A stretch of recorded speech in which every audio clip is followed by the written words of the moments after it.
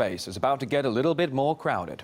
The Federal Aviation Agency has, for the first time, allowed commercial drones to fly over land.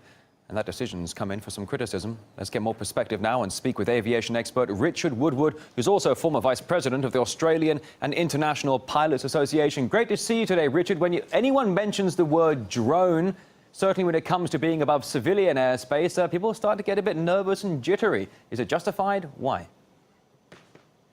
Yes, it is in some ways, Rory, because they're about to become ubiquitous, as we say. There's going to be hundreds of thousands of these things. If there's any job that's formerly dull, dirty or dangerous, you'll find a drone doing it. Why do you think, though, there are any risks to civilians with this? There are a few. First off, there's a big privacy issue because of the fact that these little things can fly up over the side of your house and look down into your yard and look into the windows. The second thing is that there's no real design standard for the drones at the moment. Every civil aircraft that we fly has very strict design standards. The drones don't have design standards yet, and every country in the world is working on that as fast as they can, but the technology is developing faster than the regulations are keeping up with. Now, Richard, for example, the big oil company BP, they actually received the first license to use commercial drones to oversee oil field operations, potentially improving safety standards there and keeping people safe from danger. Do you think that's a positive side of it, perhaps? I think that is a positive. Surveillance is a perfect job for a drone. As I said, it'd be boring to sit there in a helicopter doing it, but you can do it at a much lower cost with a drone, and you can get high-resolution imagery back to a control site. There's one issue with drones, though, is that the technology is limited basically at the moment to line of sight because of control issues. So you can only do it where you can see the drone in the distance. So understandably, a lot of people saying or suggesting, as you might be here, that privacy is one of the big issues here, with civilians voicing their opposition to it. But are you expecting, though, a big public response to this? Is it maybe going to grow from here?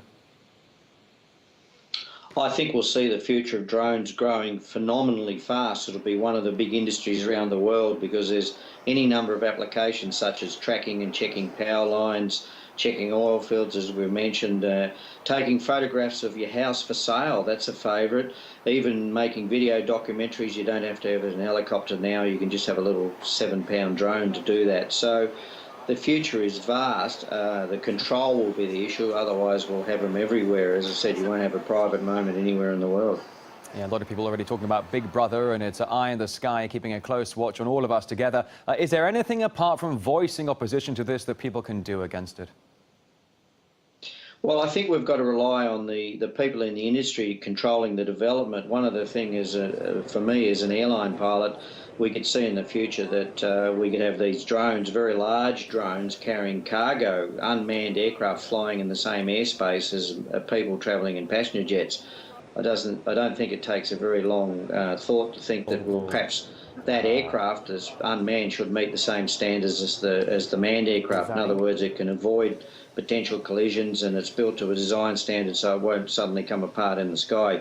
These are issues that the governments have got to deal with in the world, and the International Civil Aviation Organisation, which is Russia is a member of as well. So we're all working as fast as we can to keep up with the technology development.